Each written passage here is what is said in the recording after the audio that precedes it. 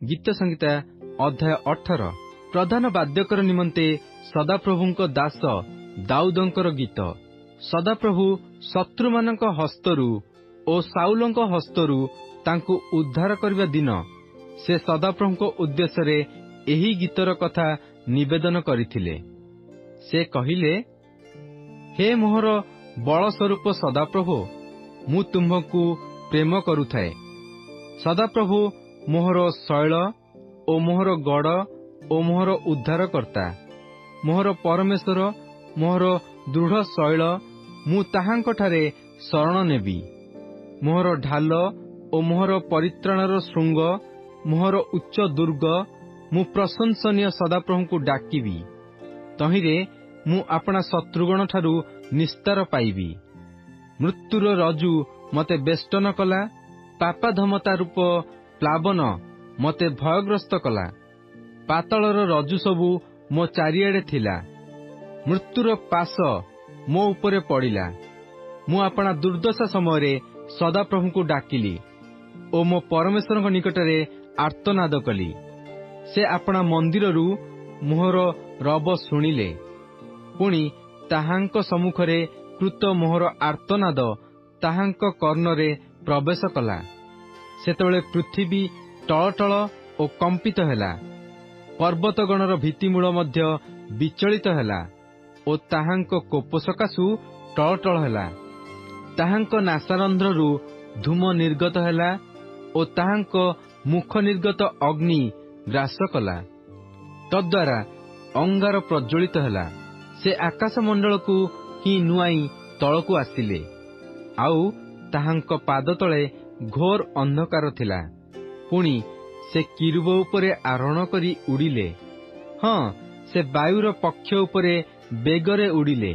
ସେ ଅନ୍ଧକାରକୁ ଆପଣାର ନିଭୃତ ସ୍ଥାନ ଓ ଜଳମୟ ଅନ୍ଧକାରକୁ, ଗଗନମଣ୍ଡଳର ନିବିଡ଼ ମେଘମାଳକୁ ଆପଣା ଚତୁର୍ଦିଗରେ ଆବାସ ସ୍ୱରୂପ କଲେ। ତାହାଙ୍କ ସମ୍ମୁଖବର୍ତ୍ତୀ ତେଜରେ ତାହାଙ୍କର ନିବିଡ଼ ମେଘମାଳ ଶିଳାବୃଷ୍ଟି ଓ ପ୍ରଜ୍ୱଳିତ ଅଙ୍ଗାର ନିର୍ଗତ କଲା। ସଦାପ୍ରଭୁ ମଧ୍ୟ ଆକାଶମଣ୍ଡଳରେ ବଜ୍ରନାଦ କଲେ ଓ ସର୍ବୋପରିସ୍ଥ ଆପଣା ରବ ଉଚ୍ଚାରଣ କଲେ।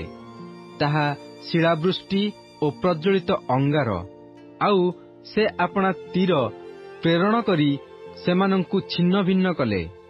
ହଁ, ଅନେକ ବିଜୁଳି ପଠାଇ ସେମାନଙ୍କୁ ବ୍ୟାକୁଳ କଲେ।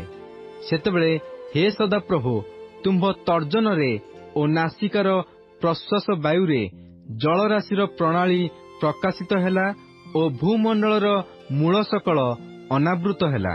ସେ ଊର୍ଦ୍ଧ୍ୱରୁ ହସ୍ତ ବିସ୍ତାର କରି ମତେ ଧରିଲେ।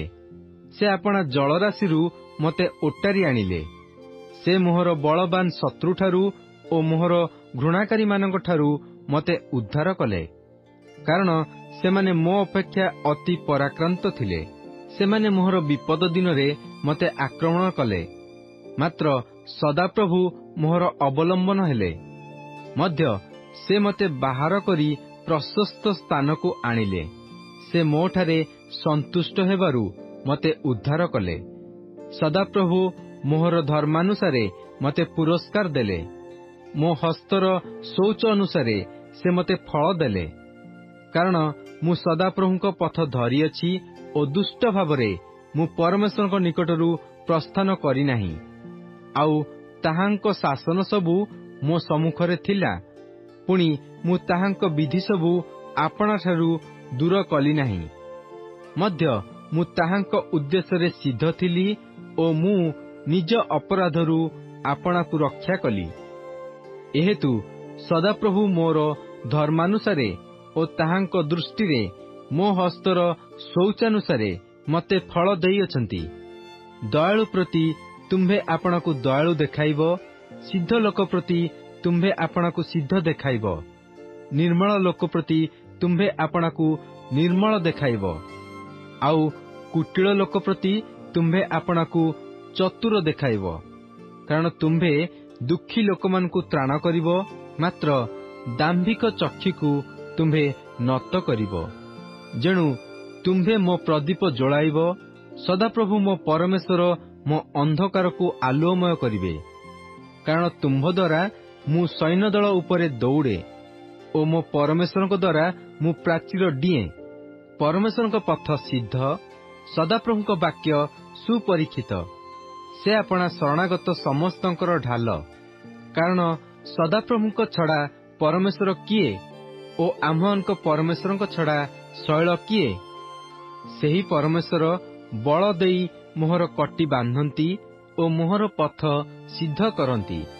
ସେ ମୋହର ଚରଣକୁ ହରିଣୀର ଚରଣ ପରି କରନ୍ତି ଓ ମୋତେ ମୋ ଉଚ୍ଚସ୍ଥଳୀରେ ସ୍ଥାପନ କରନ୍ତି। ସେ ମୋ ହସ୍ତକୁ ଯୁଦ୍ଧ କରିବା ପାଇଁ ଶିଖାନ୍ତି, ତେଣୁ ମୋ ବାହୁ ପିତ୍ତଳ ଧନୁ ନୁଆଏ। ତୁମ୍ଭେ ମଧ୍ୟ ଆପଣା ପରିତ୍ରାଣର ଢାଲ ମୋତେ ଦେଇଅଛ, ଆଉ ତୁମ୍ଭର ଦକ୍ଷିଣ ହସ୍ତ ମୋତେ ଧରି ରଖିଅଛି ଓ ତୁମ୍ଭର ନମ୍ରତା ମୋତେ ବୃଦ୍ଧିପ୍ରାପ୍ତ କରିଅଛି।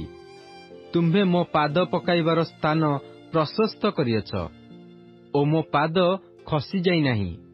ମୁଁ ଆପଣା ଶତ୍ରୁମାନଙ୍କ ପଛେ ଗୋଡ଼ାଇ ସେମାନଙ୍କୁ ଧରିବି। କିଏ ବା ସେମାନେ ସଂହାରିତ ନୋହିବା ଯାଏ ମୁଁ ଫେରି ଆସିବି ନାହିଁ। ମୁଁ ସେମାନଙ୍କୁ ଏପରି ଆଘାତ କରିବି ଯେ ସେମାନେ ଆଉ ଉଠିପାରିବେ ନାହିଁ। ସେମାନେ ମୋ ପଦ ତଳେ ପତିତ ହେବେ, କାରଣ ତୁମ୍ଭେ ବଳ ଦେଇ ଯୁଦ୍ଧାର୍ଥେ ମୋ କଟି ବାନ୍ଧିଅଛ। ମୋ ବିରୁଦ୍ଧରେ ଯେଉଁମାନେ ଉଠିଲେ ସେମାନଙ୍କୁ ତୁମ୍ଭେ ମୋହର ବଶୀଭୂତ କରିଅଛ। ମଧ୍ୟ ତୁମ୍ଭେ ମୋ ଶତ୍ରୁମାନଙ୍କୁ ମୋ ନିକଟରୁ ଫେରାଇ ଦେଇଅଛ। ତହିଁରେ ମୁଁ ଆପଣା ଘୃଣାକାରୀମାନଙ୍କୁ ଉଚ୍ଛିନ୍ନ କରିଅଛି। ସେମାନେ ଡାକ ପକାଇଲେ, ମାତ୍ର ତ୍ରାଣ କରିବାକୁ କେହି ନଥିଲା। ସଦାପ୍ରଭୁଙ୍କୁ ହିଁ ଡାକିଲେ, ମାତ୍ର ସେ ସେମାନଙ୍କୁ ଉତ୍ତର ଦେଲେ ନାହିଁ। ସେତେବେଳେ ମୁଁ ବାୟୁ ସମ୍ମୁଖସ୍ଥ ଦୋଳି ପରି ସେମାନଙ୍କୁ ଚୂର୍ଣ୍ଣ କଲି। ମୁଁ ସେମାନଙ୍କୁ ବାଟର କାଦୁଅ ପରି ପକାଇଦେଲି। ତୁମ୍ଭେ ଲୋକମାନଙ୍କ ବିବାଦରୁ ମୋତେ ଉଦ୍ଧାର କରିଅଛ। ତୁମ୍ଭେ ମୋତେ ଗୋଷ୍ଠୀ ସମୂହର ମସ୍ତକ ସ୍ୱରୂପ କରିଅଛ। ମୋହର ଅପରିଚିତ ଗୋଷ୍ଠୀ ମୋହର ସେବା କରିବେ। ସେମାନେ ମୋହର ବିଷୟ ଶୁଣିବା ମାତ୍ରେ ମୋହର ଆଜ୍ଞାବହ ହେବେ।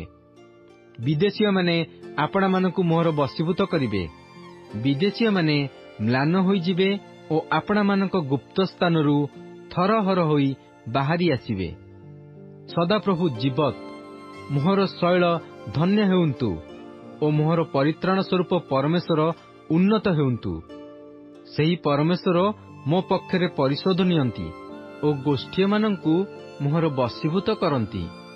ସେ ମୋ ଶତ୍ରୁଗଣଠାରୁ ମୋତେ ରକ୍ଷା କରନ୍ତି। ହଁ, ତୁମ୍ଭେ ମୋ ବିରୁଦ୍ଧରେ ଉତ୍ଥିତ ଲୋକମାନଙ୍କ ଉପରେ ମୋତେ ଉଚ୍ଚୀକୃତ କରୁଅଛ। ତୁମ୍ଭେ ଉପଦ୍ରବୀ ଲୋକଠାରୁ ମୋତେ ଉଦ୍ଧାର କରୁଅଛ। ଏହେତୁ ହେ ସଦାପ୍ରଭୁ, ମୁଁ ଗୋଷ୍ଠୀୟମାନଙ୍କ ମଧ୍ୟରେ ତୁମ୍ଭର ଧନ୍ୟବାଦ କରିବି ଓ ତୁମ୍ଭ ନାମର ପ୍ରଶଂସା ଗାନ କରିବି। ସେ ଆପଣା ରାଜାକୁ ମହାପରିତ୍ରାଣ ପ୍ରଦାନ କରନ୍ତି ଓ ଆପଣା ଅଭିଷିକ୍ତ ପ୍ରତି, ଦାଉଦ ପ୍ରତି ଓ ତାହାର ବଂଶ ପ୍ରତି ଅନନ୍ତକାଳ ସ୍ନେହପୂର୍ଣ୍ଣ କରୁଣା ପ୍ରକାଶ କରନ୍ତି।